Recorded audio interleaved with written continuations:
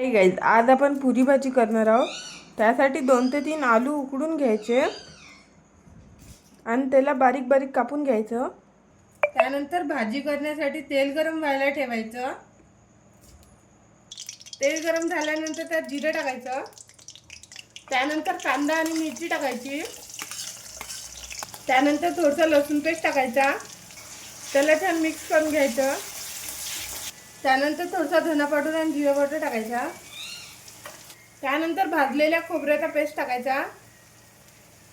त्याला छान मिक्स करून घ्यायचं. त्यानंतर अर्धा चमच हळद टाकायची. त्यानंतर 1 चमच तिखट टाकायचं. त्यानंतर चवीनुसार मीठ टाकायचं आणि त्याला छान मिक्स करून घ्यायचं. त्यानंतर टमाटर टाकायचे आणि त्याला छान मिक्स करून घ्यायचं. त्यानंतर त्यात आलू टाकायचे. त्यानंतर त्याला छान मिक्स करून घ्यायचं. त्यानंतर त्यात थोडंसं पाणी टाकायचं